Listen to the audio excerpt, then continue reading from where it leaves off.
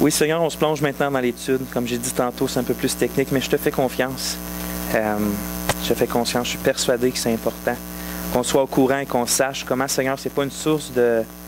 C'est le contraire d'être une source de doute. C'est en fait, Seigneur, une source d'assurance, une source de voir comment tu travailles par providence, toutes choses pour que, même si les choses se font par un processus humain, tu es là et tu les contrôles pour que finalement, Seigneur, on puisse savoir que ta parole est ta parole.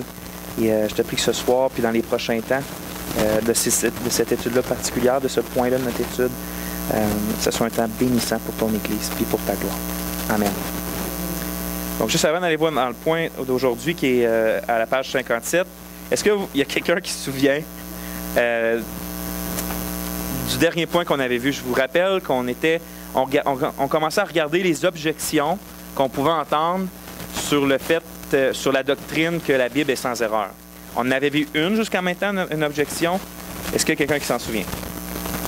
Ça fait quand même quelques mercredis. Une objection, quelque chose qu'on voit même dangereusement dans le monde évangélique. C'est un mouvement qui prend de plus en plus d'ampleur. Puis il dit que, est-ce que vous vous souvenez? Ça a rapport avec la pratique et la foi. OK, je vais vous aider. L'objection, c'est que Non. Non, inquiétez-vous pas, des fois, je me demande ce que moi-même j'avais écrit, fait que...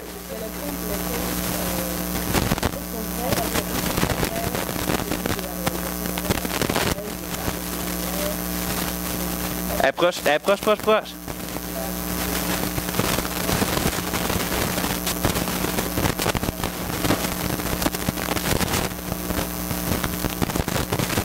vrai de ça.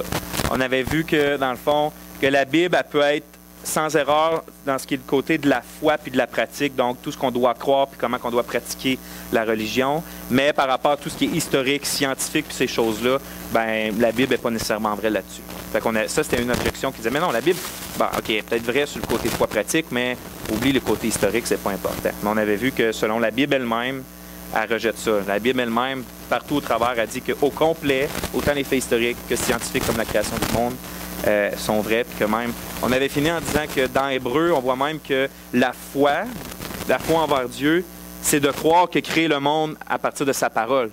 Donc la foi, c'est de croire en certains faits scientifiques qui est rapporté dans la Genèse. Si on n'a pas ça, ben on n'a pas la foi. On avait fini comme ça. Puis aujourd'hui, on va voir une deuxième objection, qui est une des plus grandes que vous allez rencontrer probablement dans votre, surtout à notre époque. Puis, c'est principalement dans notre siècle. Puis, elle est à la page 57. Est-ce que vous êtes toutes là? À la page 57? Oui. OK. À la page, au point B2, c'est là qu'on est rendu. Au point B2. Qui est B, c'était le point des objections. On est rendu 2, la deuxième objection. C'est écrit, ça c'est l'objection. Nous ne disposons pas de manuscrits sans erreur. Des manuscrits, je vous rappelle que c'est des copies des originales. C'est ça, un manuscrit. Nous ne disposons pas de manuscrits sans erreur, alors nous ne pouvons pas parler d'une Bible sans erreur. Ça, c'est l'objection. Puis, je parlais avec Samuel, c'était un matin ou hier, je pense, puis je parlais de toute cette étude-là, puis je lui ai dit, quand tu as appris, toi, que, mettons, la Bible, ben, on n'avait plus les originales, puis qu'elle était faite de manuscrits, puis que dans certains manuscrits, il y a des erreurs, puis on les reconnaît, puis tout ça. J'ai dit, c'est quoi ça t'a fait comme réaction? Ça t'a-tu fait amener des doutes, des choses comme ça? Puis il m'a répondu que ça faisait quand même, ça faisait longtemps qu'il savait que la Bible, les manuscrits originaux n'étaient plus là. Mais il me dit, par exemple, quand que j'ai appris tout ça, il s'est dit, ben pourquoi ça fait des dizaines d'années que je suis dans le monde évangélique chrétien puis que j'ai jamais entendu ça avant, si c'est un point aussi important comme qui est la transmission de la parole de Dieu. Puis souvent, ce qu'il entend, lui, il a fait un cours d'herméneutique où il parlait de tout ça. L'herméneutique, c'est interpréter les Écritures, une méthode d'interprétation. Puis les profs, souvent, ou qu'est-ce qu'ils entendaient, c'est que les gens ne voulaient pas emmener les frères et sœurs à avoir certains doutes. Donc, ils ne parlaient pas de ce côté-là, de la transmission des manuscrits. Moi, je pense que c'est une terrible erreur. Ça fait que, premièrement, ça sous-insinue qu'il y a des doutes à avoir à cause de ça. Puis on va voir à partir d'aujourd'hui, puis les prochains mercredis, qu'il n'y en a pas de doute à avoir, qu'on a la Bible, la parole de Dieu aujourd'hui. Mais en fait, c'est qu'on nous enlève les armes qu'on peut pour répondre à ces doutes-là que les gens peuvent nous emmener. Par exemple, quand on faisait l'évangélisation là, au FME, merci. Il y a un homme vraiment gentil qui est venu me voir. Il était juste un peu plus vieux que moi, quand même une dizaine d'années plus vieux que moi. Puis il parlait, puis on discutait, puis c'était un peu un philosophe, puis un grand penseur. Puis à un moment donné, c'est ça, on parlait de tout ce sujet, puis là, je parlais de la Bible, puis tout ça, puis il me lance. Ouais, mais tu sais, c'est juste des copies de copies, puis ça fait longtemps qu'on n'a pas les originaux, puis on le sait à cette heure que c'est tout falsifié, puis tout. Puis là, je le regarde, puis je fais comme. Ce que tu me dis, tu ne l'as pas étudié. Hein? Il fait non, mais j'ai dit, tu n'as pas vraiment étudié ce que tu dis. Il dit non, mais je dis parce que c'est vraiment pas ça. Parce que je le savais. Fait que je peux lui répondre que comme tu ne sais pas ce que tu dis.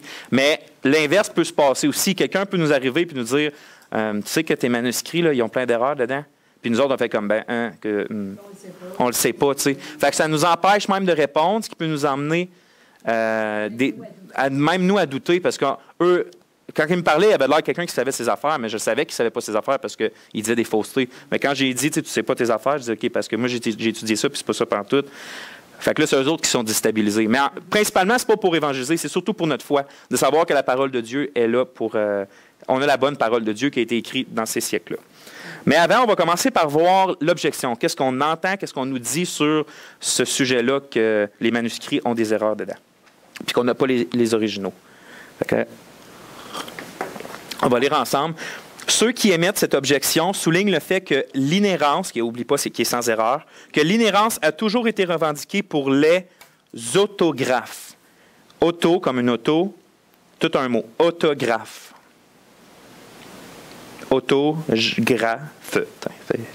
On va y aller par syllabe. Autographe. PHE. PHES, oui.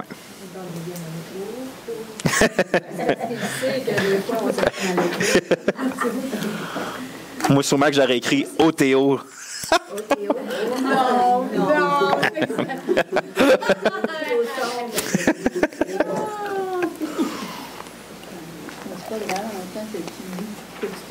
Oui, c'est quand tu mets des documents après sur Internet ou que tu les passes aux autres, là, ça fait moins. Ouais. À chaque fois que je finis une section, puis là, je prends un petit dot, puis je corrige mes affaires comme ça n'a pas de bon sens. même le programme, il doit être comme, voyons, là. Ah oui. Bon. Donc, les autographes, c'est quoi? C'est écrit après, qui sont les copies initiales ou originales des documents bibliques. Dans le fond, c'est le terme théologique pour dire les originaux. Regardez la petite note, là, on l'a expliqué. Le terme théologique autographe vient du préfixe auto, qui veut dire soi-même, puis de la racine graphe, qui veut dire écrit, pour parler d'un document écrit par l'auteur lui-même. Ça, c'est les autographes, c'est les originaux. Les autographes de Paul, c'est lui qui a écrit ou qui a cité à quelqu'un qui l'a écrit. Là. Bon. Or, aucun des documents originaux n'a survécu. Ça, on ne les a pas. Ça veut dire ça. Peut-être c'est la première fois que vous entendez, peut-être c'est pas la première fois, mais des vieux documents qui datent de 2000 ans, on les a plus. C'est écrit sur des parchemins. Ça n'existe plus, ces documents-là. OK? La plupart du temps, parce qu'à cause de la persécution, puis aussi parce que, des fois, il n'y avait pas un moyen de conservation assez bon. Puis, en fait, leur matériel était quand même meilleur qu'aujourd'hui. Si vous prenez une feuille comme ça et vous la mettez dans un pot, enfermez-la pendant 1000 ans, elle ne sera plus là. Mais eux autres, il y avait des matériaux qui coûtaient cher, qui étaient plus, mais souvent à cause de soit la manipulation au fil des temps, ou même, surtout la persécution, ça fait que ces documents-là, ils n'existent plus, on ne les a jamais. Puis, en fait, on n'a aucun, de n'importe quel document historique de l'Antiquité, il n'y a aucun document qu'on a les originaux. Ça n'existe pas, là. Non, rien de ça. On a des copies, comme le Nouveau Testament, on a des copies, mais on n'a aucun original de quoi que ce soit de ces années-là. Non, parce que je pense que la couleur du papier même, il va venir. Ça se peut. Bon, tu verras.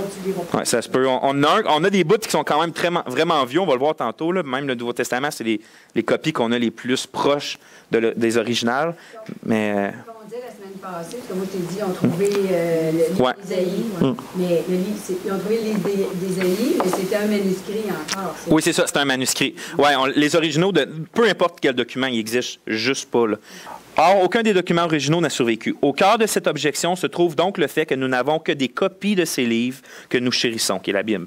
Et en réalité, nous n'avons que des copies de copies de copies. Je voulais juste qu'on... Ouais.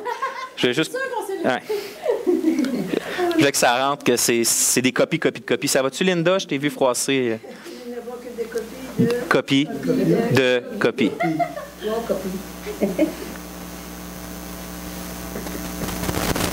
ne faut vraiment pas avoir peur de plonger dans les grandes profondeurs de notre foi et des objections que les gens ont. On trouve jamais des objections qui tiennent contre la foi chrétienne parce qu'elle est vraie. Il n'y a jamais rien qui tient contre la parole de Dieu parce qu'il est vrai et notre Dieu est vrai. Il ne faut pas avoir peur de se lancer là-dedans et de fouiller des fois comme on va commencer à faire aujourd'hui. Vous avez écrit copie? Oui, on a écrit ça. Okay. Peut-être qu'on va s'en rappeler. Ouais. Est-ce qu'on a les originaux du Nouveau Testament? Non. Ou de l'Ancien Testament? Non. Qu'est-ce qu'on a? Hein? Non. On a la copie de la copie de la copie. On a des copies, on a des copies de copies, puis on a des copies de copies de copies de copies. C'est bon? Ouais. C'est ça qu'on a. Okay. On va continuer. Et étant donné que les scribes ont fait des erreurs et que le processus de transmission est imparfait parce que c'est fait par des hommes imparfaits, comment pouvons-nous être sûrs que ces textes ont été préservés? Comment pouvons-nous être sûrs d'avoir réellement les paroles de l'Écriture telles que le Saint-Esprit les a inspirées? Au départ, on parle. Le best-seller de Bart Ehrman. Ça, Bart Ehrman, là, si vous avez une petite note de bas de page, là, c'est un apostat, ça veut dire un ex-chrétien. Il a grandi aux États-Unis, comme c'est un Américain qui a grandi dans les églises, qui professait être né nouveau, puis tout ça, finalement, qui a quitté la foi, rendu à l'université. Puis là, s'est rendu un spécialiste de la critique du Nouveau Testament. C'est comme un des meneurs du côté où qui critique justement ce qu'on est en train de voir, là. Fait que c'est lui, c'est surtout ce qu'il a dit qu'on va voir aujourd'hui. Dans son livre, un best-seller qui s'appelle Misquoting Jesus, ça veut dire mal citer Jésus. Misquoting Jesus. C'est-à-dire comme mal citer Jésus, il veut dire par là qu'on n'a pas les paroles véritables de Jésus dans son livre. Se concentre sur cette question en rapport avec le texte du Nouveau Testament. Puis là, c'est ce qu'il va écrire. Tu quelqu'un qui veut le lire, c'est en mauve. N'importe qui en mauve. À quoi bon dire que les autographes, c'est-à-dire les originaux, aient été inspirés? Nous n'avons pas les originaux, nous n'avons que des copies coupées d'erreurs, et la grande majorité d'entre elles sont à des siècles d'écart des originaux et différentes d'eux de 1000 façons. Ouais, ça, c'est ce que lui dit, OK? C'est ça qui est écrit. Bon. Il n'y a pas tant d'erreurs que ça. On va voir. OK? On va voir. Non, on parle pas dans les inspirés, on parle dans les manuscrits. On va voir, OK? Si Ehrman a raison et qu'il n'est même pas nécessaire de critiquer le contenu du Nouveau Testament, puisque nous n'avons même pas le Nouveau Testament, dans le sens qu'on n'aurait pas vraiment ce qui a été écrit au début parce qu'on ne le sait pas, parce qu'on a trop d'erreurs, c'est ce qu'il veut dire. Donc, il a découvert l'argument ultime qui détruirait toute la validité de la foi chrétienne. Parce que s'il a raison, puis on ne peut pas savoir c'est quoi les manuscrits originaux, parce qu'exemple, ce serait trop corrompu dans les manuscrits, dans les copies des copies, il y aurait eu trop de changements, trop d'erreurs, mais finalement, notre foi, c'est quoi? Elle est basée sur quoi? Elle n'est pas basée sur la parole de Dieu, parce qu'elle est basée sur des erreurs. Fait que vous comprenez, si lui a raison, il a découvert l'argument ultime contre notre foi, qui est que on est basé sur rien, parce que nous, on témoigne haut et fort que notre foi est basée sur la parole de Dieu. Par rapport à ça, Oui. moi, je ne suis pas trop d'accord avec le fait qu'il met en mal notre foi. Parce que même si on va dans lui son sens, disant que les manuscrits ne sont pas vrais et tout ça, ça n'enlève rien la foi que Jésus est mort. Notre salut n'est même pas mis en mal. Je sais pas, même s'ils ont mis là à la place de l'heure, il n'y a pas des aides. Tout qu'on sache que Dieu est mort. En tout cas, moi, c'est comme ça. Oui, mais je suis d'accord avec toi. Oui. Moi, je suis d'accord avec toi, mais lui, ce qu'il va emmener, c'est que, selon lui, c'est tellement corrompu que tu ne sais pas qu'est-ce qui est écrit, que si c'est écrit que Jésus est mort pour toi, là, il dit que tu ne peux même pas savoir si ça c'était dans l'original, parce qu'il y a eu trop d'erreurs. Il y a beaucoup d'erreurs depuis. Oui, je suis d'accord avec toi. Moi, je suis de ton côté, ma soeur. Je suis de ton côté. Moi, j'ai un autre argument. J'arrive pas à Ange-Marie. Dis à notre esprit qu'on est en Jésus. Amen. C'est ça qui me vient. Il ne peut pas le savoir s'il n'est pas sauvé. C'est quand même Tu penses à ça toi aussi? Oui, intérieurement, Intérieurement, là, tu sais, le Seigneur nous parle. Ben oui. C'est l'esprit, on est en train de dire. Il n'y a personne qui va nous enlever ça, hein, Ginette? Non. Et puis si on dit la Bible n'est pas Pourquoi vraie, savoir c'est quoi? rien ne peut mettre en doute ce qu'on a vécu avec le Seigneur personnellement. C'est ça. C'est tellement... Pardon. Non, moi je vous écoute, puis je dis, on va rajouter ça dans nos notes, là. Non, mais c'est correct parce que oui, il faut réfuter puis il faut savoir les choses. Ouais. OK. Mais cet argument est-il convaincant, selon Ange-Marie? Non. Pas lorsqu'on considère attentivement les données dans leur contexte. Là, notre sous-point, c'est des chiffres en contexte, s'il vous plaît. Puis là, comme je vous ai dit, il ne faut pas avoir peur de se plonger. Contexte. Autant que tout dans la vie est important qu'on place toujours dans son contexte. C'est pas juste avec la Bible, c'est avec le journal, c'est avec n'importe quoi. C'est même avec les chiffres qu'il nous dit. Là, lui, il ne nous a pas dit de chiffres. Moi, je veux qu'on voie les chiffres. Puis il ne faut pas avoir peur de se plonger dedans, puis vous allez voir pourquoi, parce que c'est vraiment plus rassurant que ça nous apporte au doute. Mais peut-être qu'au début, avant qu'on arrive à la fin, vous allez dire qu'est-ce qui se passe. Mais on va y aller quand même. Parce que sinon, on ne peut pas leur répondre. Si on ne se plonge pas la tête dedans, qu'on ne va pas voir dans le fond, puis qu'après ça, on fait comme « Ah, ben c'est vraiment pas grave », là, après ça, on ne sera jamais en mesure de leur répondre, puis d'être solide de ce côté-là. Puis si on fuit, si on dit « Non, je ne veux pas voir, je ne veux pas que ça mette en doute ma foi », ben tu vas toujours avoir le doute, parce que tu n'auras jamais osé aller voir, puis confronter tes doutes. Tu sais, notre chair peut douter, mais il faut le confronter avec la vérité, puis avec ce qu'on va voir, puis comme ça, on ne doutera pas. Fait qu'on va lire. Voici ce que vous diront passionnément ceux qui attaquent le Nouveau Testament pour le discréditer. Ça, ils vont vous dire ça, ces chiffres-là. Lui, il ne l'a pas dit, mais moi, ils vont vous dire ça. Comment pouvez-vous imaginer retracer ce qui était vraiment écrit dans les manuscrits originaux du Nouveau Testament, alors que l'on compte environ 400 000 variantes, OK? 400 000, ça, c'est le chiffre. Une variante, là, j'ai mis une note de bas de page, c'est une différence entre deux copies, aussi insignifiante soit-elle. S'il te manque une virgule dans une copie comparée à une variante, ton chiffre augmente. Autant les grandes variantes que les petites, ça s'appelle une variante. C'est-à-dire une différence entre deux copies. Donc, on compte environ 400 000 variantes, ça c'est ce qu'ils vont dire, entre les différentes copies que nous détenons. Il y a approximativement 138 162 mots dans le Nouveau Testament. Cela fait une moyenne de 3 variantes par mot. 3 variantes par mot. 3. Puis regardez le petit tableau. Si on se fie juste à ce qu'ils vous disent. Est-ce que vous voyez bien le tableau, vous autres? Il est bien imprimé? Oui. Regardez. La coche en haut, là, orange, ça, c'est les mots du Nouveau Testament. Il y a environ 130 000 mots, OK? Dans le Nouveau Testament grec. En bas, là, c'est le nombre total de variantes qu'il y a dans les manuscrits, OK? Quand on regarde ça, là, ça fait comme OK, il y a eu beaucoup de changements. C'est-à-dire comme ça, si on se fie juste à ce tableau-là, on fait comme, il y a raison, Bartman, de croire d'abord qu'on ne peut pas se fier au Nouveau Testament. Sauf que... Batman. Ouais, c'est pas Bartman, c'est Ehrman. C'est à cause qu'il y en a un autre qui s'appelle Bartman, mais lui, c'est Bart Ehrman. Moi, je les ai mis ensemble, Batman.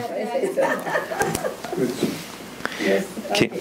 Ça, c'est le topo que lui... Lui, eux autres, là, ils vont vous montrer ce tableau-là, ils vont dire, regardez ça, il va dire ça chaleureusement à tous les chrétiens, passionnément. Regardez ça, on ne peut pas se fier au Nouveau Testament. Regardez ça, on ne peut pas se fier au Nouveau Testament. La réalité est que ces chiffres sont exacts. C'est vrai qu'il y a autant de variantes, puis c'est vrai qu'il y a tant de mots dans le Nouveau Testament, puis que ça paraît gros comme ça. Ils sont, en fait... Ces chiffres-là sont la raison du scepticisme de Ehrman, qui écrit que les copies que nous possédons sont truffées d'erreurs et contiennent des milliers de différences. En d'autres termes, selon lui, les manuscrits sont en si mauvais état et tellement corrompus qu'aucune méthode ne peut en extraire le texte original. Ça, c'est selon lui. Lui, il regarde ces chiffres-là, il ne va pas plus loin, puis il se dit, c'est pas vrai, c'est impossible qu'on retrouve c'est quoi le véritable original dans ces copies-là. On vire de page. Encore une fois, il s'agit d'une vaste exagération. D'une vaste exagération. C'est le mot qui va là.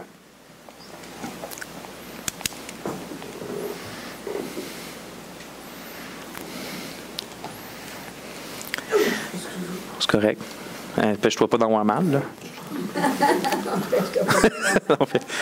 Non, mais c'est... En tout cas. Oui. Oui, puis elle a le mal dans le dos. Je faisais moi peu mon frère. Elle aime ça. Exagération. Bien qu'il y ait certainement beaucoup de différences textuelles, c'est-à-dire des variantes, le point clé est que la grande majorité de ces changements sont mineurs,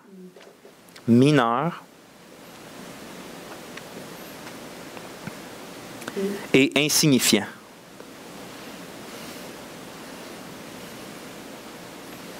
Mineurs et insignifiants. Il devrait. Mineurs et insignifiants. Mais cela, les personnes qui critiquent le Nouveau Testament ne vous le diront pas. Voici donc ce qu'ils devraient aussi vous dire. C'est que 99%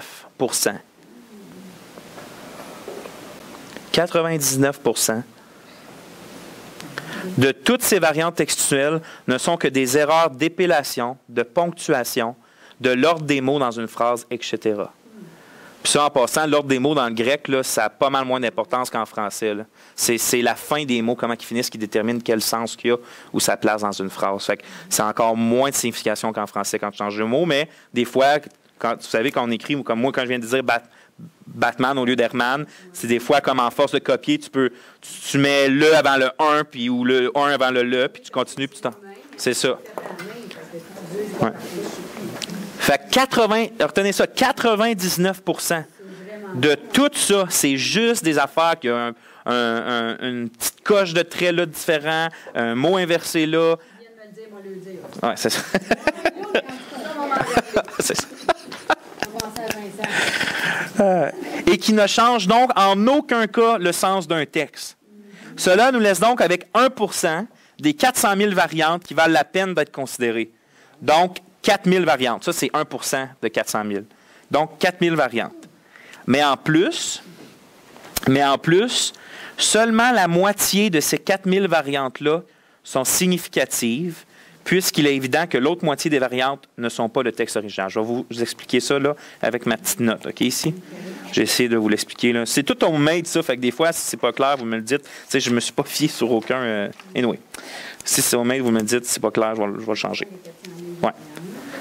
Donc, ce que j'ai dit, c'est que 1% de 400 000, ça laisse 4 000 variantes qui vaut la peine d'être considérées. Mais dans ce 4 000-là des variantes, il faut en enlever la moitié parce que la moitié, elle ne vaut même pas la peine, elle n'est pas significative parce que c'est sûr que ces 2 000-là ne sont pas le texte original. Puis je vous explique. Par exemple, dans la petite note, imaginez que l'on trouve un manuscrit du chapitre 18 de l'Évangile de Jean qui date, mettons une copie qui date des années 1500.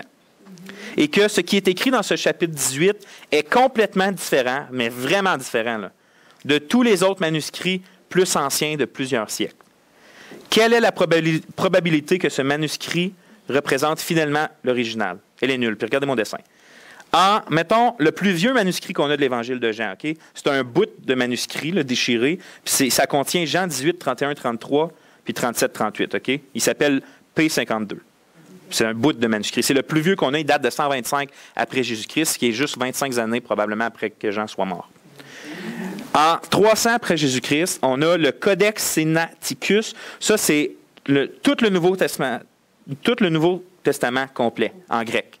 Ça, c'est le Codex Sinaiticus. Ça date de 300 après Jésus-Christ. Mais imaginez tout ça, là, mettons que ces deux-là correspondent assez bien, OK? À part des virgules et des affaires de même. Là. C'est des points puis des traits de lettres. Mais que tout à coup, on en trouve une copie qui date, on le sait, qui date des années 1500, juste avant l'imprimerie. Puis que là, le chapitre 18 de Jean, il y a juste aucun rapport avec les plus vieux qu'on a. Même ceux-là qui datent de juste 25 ans après la mort de Jean. Est-ce qu'il y a une chance que ce manuscrit-là qu'on a trouvé, une copie, là, soit vraiment l'original? Absolument pas, parce que, premièrement, on a des manuscrits beaucoup plus vieux qui nous disent des choses complètement qui correspondent ensemble. Mettons, pendant 1000 ans, on trouve des manuscrits, on trouve des copies, puis tout fit ensemble pour nous donner, mettons, l'Évangile 18 qu'on a aujourd'hui. Puis là, on a une copie vraiment tardive qui, elle, n'a juste pas de bon sens. Ça arrive souvent, oui. Mais les deux premiers, c'est des vraies choses. Le troisième, c'est juste une hypothèse de ma part. Mais mettons que ça parle de dragons là-dedans ou que ça parle des choses comme ça. Okay? Mais j'utilise des gros exemples pour qu'on comprenne. Mettons qu'il y a des dragons puis tout. Est-ce qu'il y a une chance que ce vieux document, pas ce vieux-là, mais ce récent document-là soit vraiment l'original comme qui est écrit. Il n'y a aucune chance parce que toutes les autres avant lui disent pas ça. Fait qu'on le sait que c'est une copie qui a été falsifiée tardivement. Fait qu'on ne va même pas la considérer dans notre recherche. On va juste la tasser. Puis c'est des exemples comme ça que dans le 4000, on en enlève la moitié. Parce que c'est la moitié, c'est des exemples comme ça. C'est des choses qui n'ont pas de bon sens, fait qu'on ne le considère même pas. OK? Ils ne sont pas dedans, ils ne sont pas dans la parole. Non, ils ne sont pas dans la parole. On les considère... De tantôt, je vais vous montrer un Nouveau Testament grec, là. On les considère même pas pour être inclus là-dedans, puis une variante en bas de page. On les considère pas parce que c'est juste pas rapport. Fait que ça fait 400 000, 1% de ça fait 4 000, on en enlève la moitié qui n'ont pas rapport, il en reste 2 000 significatives. OK? 2 000 sur 400 000. Voilà pourquoi il ne reste que 2 000 variantes qui ont de l'importance et qui doivent être considérées par la critique textuelle.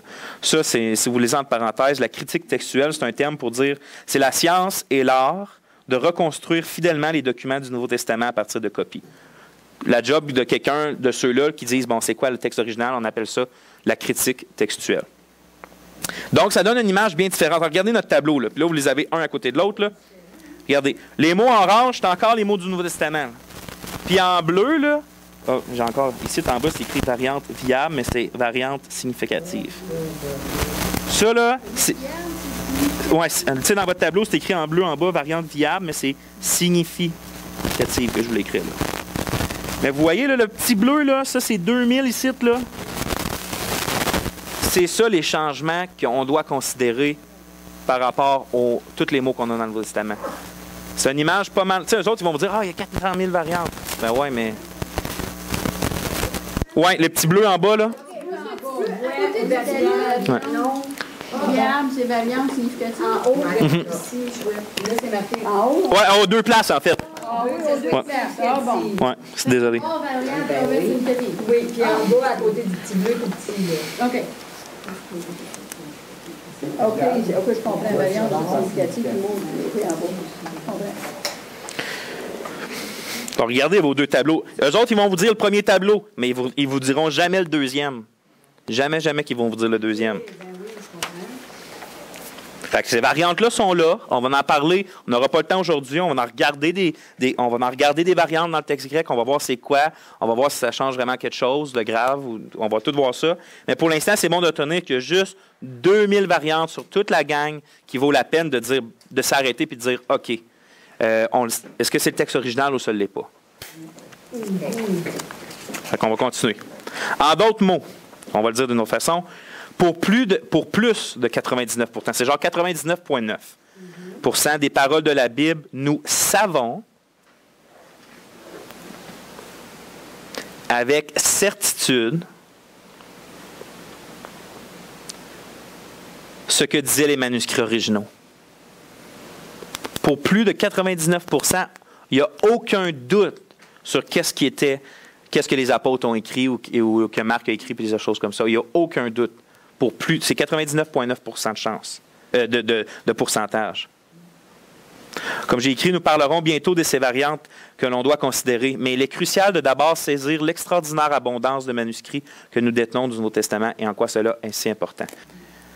Bon, des tonnes de copies. La conception populaire, des tonnes de copies. Il faut que vous écriviez tonnes. Des tonnes de copies.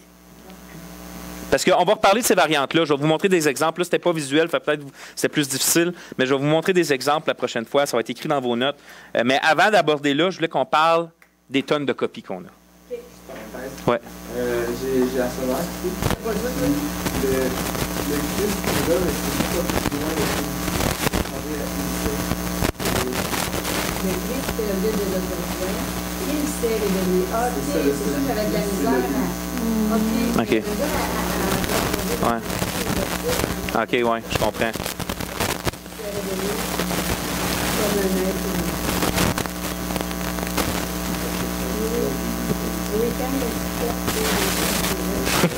Au lieu de... ouais, mais c'est pas pire. Moi, tout avec ma Bible. Ouais. Est-ce que tout le monde a écrit tonne? Linda, t'as écrit tonne? OK. La conception populaire et l'accusation fréquente est que plus il y a de copies d'un document et plus il y a de copies de ces copies, plus les chances d'erreur et de corruption sont grandes. Il est vrai que plus un document est copié à la main, plus il y a un risque d'erreur. Mais l'autre côté de la médaille est que plus il y a de copies d'un document, plus il devient facile de retrouver. Plus il devient facile de retrouver. Là, il me manque un mot, mais c'est ce que l'original était.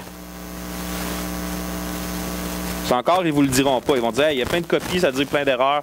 OK, oui, plus de copies, oui, ça veut dire plus de variantes, mais en même temps, ça veut dire c'est plus facile à retrouver l'original. Puis je vais vous donner un exemple pour que vous compreniez. C'est écrit ici.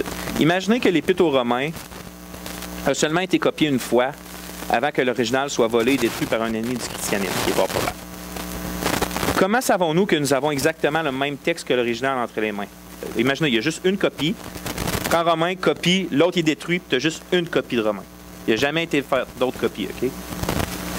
On ne peut pas les comparer. Nous n'avons aucun moyen de savoir si ça, il n'y a pas d'erreur comparée au premier. Parce que tu ne sais pas. Tu ne peux pas le comparer avec le premier, puis tu ne peux pas le comparer avec personne d'autre. Fait est-ce que la personne a fait des erreurs ou pas? Est-ce qu'il a rajouté quelque chose? Tu n'as aucun moyen de le savoir s'il y a juste une copie d'un document, si ce n'est pas l'original. Imaginons maintenant que nous avons 10 copies de ce même document et que 6 de ces copies sont identiques. Tu en as 6, sont pareils les 6. Tu n'as plus l'original, mais tu en as 6 pareils, que 3 autres, il manque des parties importantes, mais ils correspondent quand même sur des parties avec les 6 autres, puis que les dernières pages de la dernière copie est entièrement différente. Fait que tu en as 6 pareils, tu en as 3 qui sont toutes déchirées, mais que les parties qui restent sont pareilles avec les 6, puis la dernière copie, là, la 10e, c'est tout mêlé, là, puis il revient à la fin, la dernière page, ça n'a même pas de bon sens comment c'est différent avec les autres. Est-ce que là, on est en mesure de savoir c'est quoi probablement l'original? On est même plus en mesure parce qu'on les met les 10 un à côté de l'autre. Puis le gros témoignage, c'est que c'est les 6 qui ont raison, parce que même les autres qui manquent des bouts, ça fit avec eux. Fait que tu en as 9 qui disent la même chose, puis tu as juste une dernière qui a juste vraiment pas de bon sens avec les 9 autres. Fait que plus tu as de copies, plus tu es en mesure de comparer, plus tu es en mesure de spotter les erreurs, puis plus tu es en mesure de spotter ce qui est vrai. Mais si tu en as juste une, c'est impossible. Tu n'as rien avec quoi travailler. Ouais. C'est bon. Ouais. Regardez la note. Ça, c'est Michael G. Gruger. Ça, c'est un autre spécialiste de la critique textuelle, mais lui, il est chrétien. Puis il écrit ça. Il y en a plein, là. Il y en a vraiment plein, là. Le texte original n'est pas un objet physique. Regardez bien ce qu'il dit. Ça va peut-être dur à comprendre, mais ça vaut la peine de s'y arrêter. Le texte original n'est pas un objet physique. Les autographes, ça veut dire les premiers qui ont été écrits, contiennent le texte original, mais le texte original peut exister sans eux. Qu'est-ce qu'il veut dire? C'est que tu avais les textes originaux, écrits à main. Quand eux autres sont disparus, là, ça ne veut pas dire qu'on a perdu le texte original. On peut avoir ce texte-là original d'une autre façon, selon lui. Puis il dit, l'un des moyens est que le texte original peut être conservé dans une multiplicité de manuscrits. L'autre moyen, c'est que le texte original peut être conservé dans une multiplicité de manuscrits, c'est-à-dire dans plusieurs copies. C'est comme si chaque copie était un acétate avec certains trous dedans et que plus on pile les acétates, plus on est en mesure de voir l'original. Vous comprenez l'image? Tu as un acétate, fais plein de trous. Ça, c'est toutes les copies. Tu n'en as aucun qui est exactement comme l'original. Mais tu fais plein de copies partout, là, puis toutes ont des bouts de... Puis là, tu mets un par-dessus l'autre, puis plus tu en mets, plus tu as le texte original. Tu es en mesure de voir le texte original empilé. Puis c'est un peu ça l'idée, c'est que les premiers écrits, on les a plus. Mais le texte original, on l'a encore. C'est juste qu'il est répandu dans toutes les copies qu'on a. À ce temps, il faut juste aller le chercher là-dedans. C'est un peu l'idée qui est différente. Il ne s'est pas volatilisé. Là. Le texte original que Dieu a voulu nous inspirer, il n'est pas parti avec les premiers. Il est resté dans les copies. Il faut juste le trouver dans les copies. Alors même si nous n'avons pas les autographes, le texte original nous est accessible à travers un large éventail de manuscrits. Cependant, la conservation du texte original dans plusieurs manuscrits ne pourrait se faire que s'il y a suffisamment de ces manuscrits pour nous donner l'assurance que le texte original y a été conservé. Il faut retenir ça. Plus de manuscrits égale plus de variantes, oui. Mais plus de manuscrits égale plus de matériel pour rétablir le texte original, comme on a vu avec notre exemple de Romains tantôt. De façon providentielle, ça veut dire la façon que Dieu travaille puis, au travers de l'humanité sans qu'on s'en rende compte. De façon providentielle, Quand il s'agit de la quantité de manuscrits, le Nouveau Testament est dans une classe complètement à part. Nous possédons actuellement plus de 5800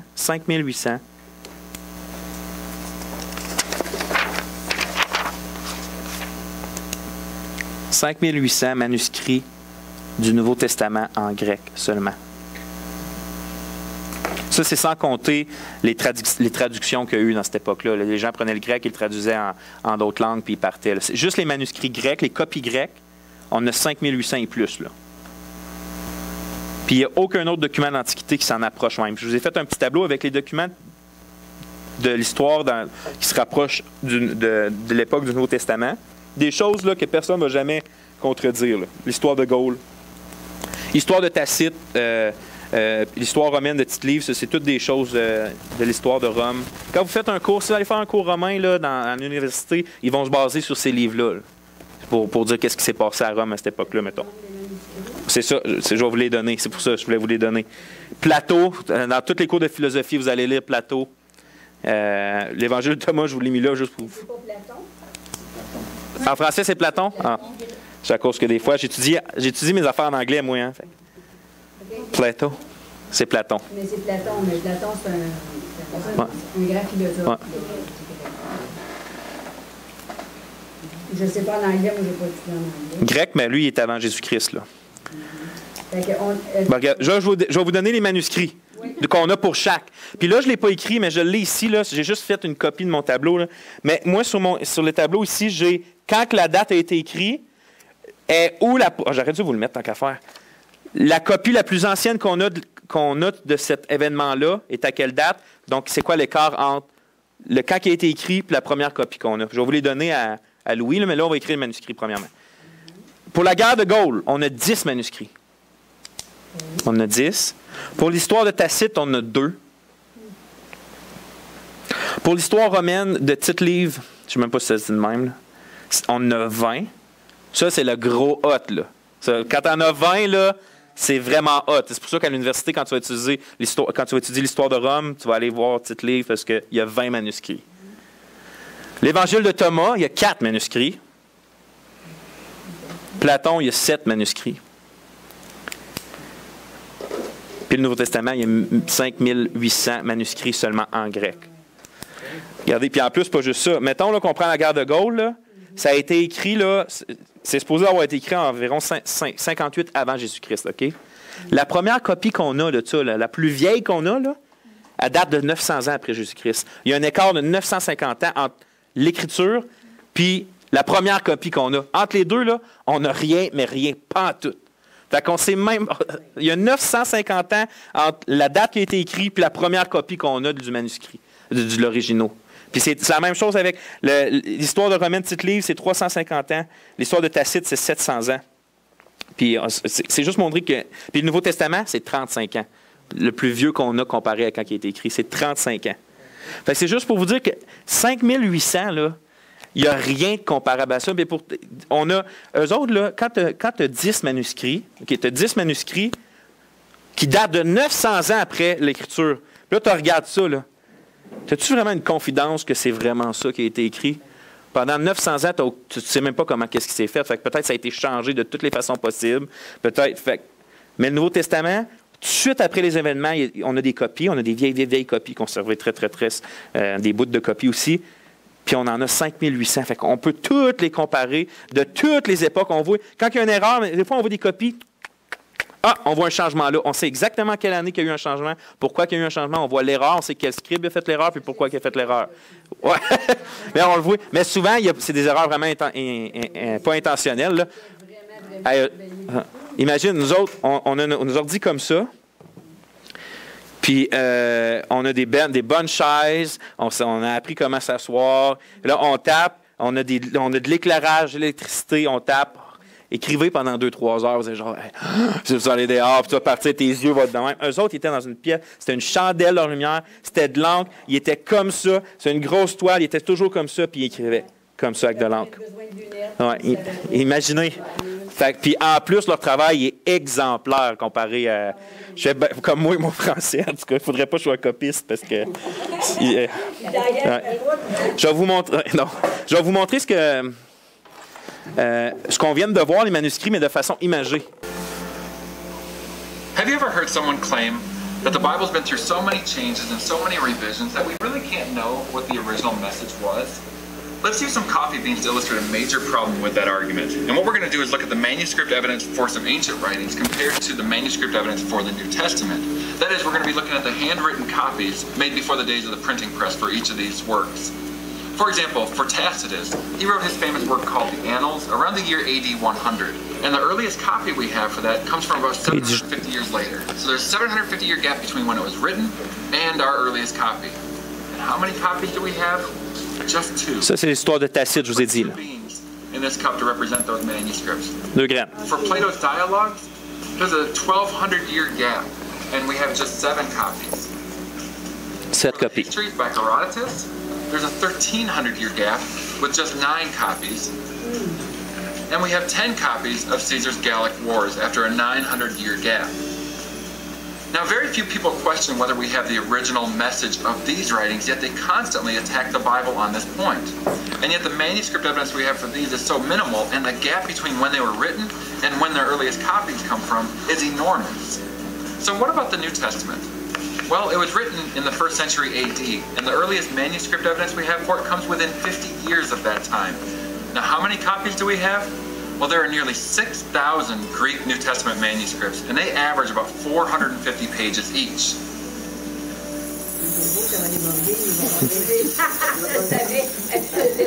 Looks like I should have used a bigger cup. Regarde bien. You know what? That's just the Greek.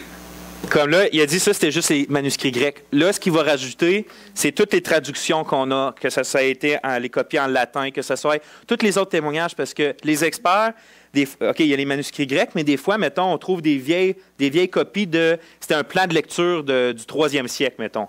C'est-à-dire que l'Église a donné, lisez tel verset à telle date. Fait qu'au travers ça, mettons que c'est en latin, on est capable de voir que le texte original, c'était ça parce qu'il a été traduit comme ça, ou des choses comme ça. Fait qu'il va tout rajouter les autres témoignages qu'on a pour le Nouveau Testament. When we count the other languages like Latin, Coptic, and Armenian, there's another 20,000 manuscripts. Là, il dit qu'il y a 20 000 manuscrits de plus.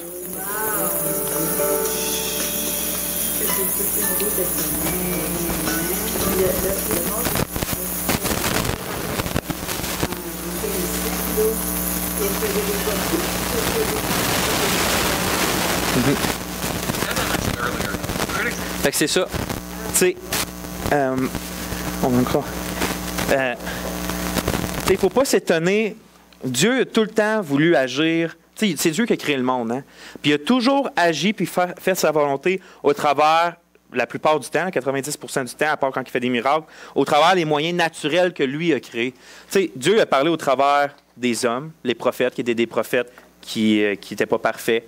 Quand que Jésus est venu accomplir notre salut, là, il est venu l'accomplir en tant qu'homme. Il est venu dans ce monde-là, venir accomplir notre salut. Puis c'était un homme, oui, qui ne péchait pas, mais il avait un corps soumis à la chute comme nous autres. Tu sais, je veux dire, il avait des besoins, il pouvait être fatigué, des affaires comme ça. Ouais, tu sais, fait que des conséquences de la chute. Il a établi, au début, après ça, il a parlé par des apôtres, puis il l'a fait, c'est des apôtres qui pouvaient tomber aussi. Dieu a toujours fait sa volonté au travers les moyens humains normaux. Fait qu'il ne faut pas s'étonner qu'il n'a pas pris la Bible, il l'a mis en or, puis il a dit, tiens, voilà, c'est ça le manuscrit original, puis genre, je vais toujours faire en sorte qu'il y ait personne qui, tu sais, quand quelqu'un va arriver pour le mettre dans le feu, le manuscrit va se téléporter, des choses comme ça.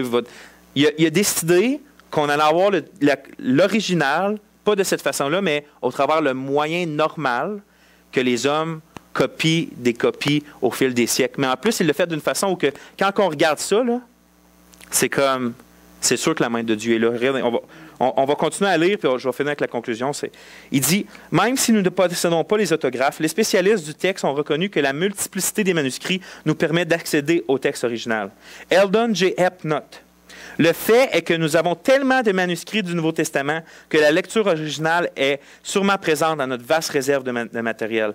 Gordon Fee est aussi d'accord. L'immense quantité de matériel à la disposition des critiques textuelles du Nouveau Testament est leur bonne fortune, parce qu'avec une telle abondance de matériel, on peut être raisonnablement certain que le texte original se trouve en lui.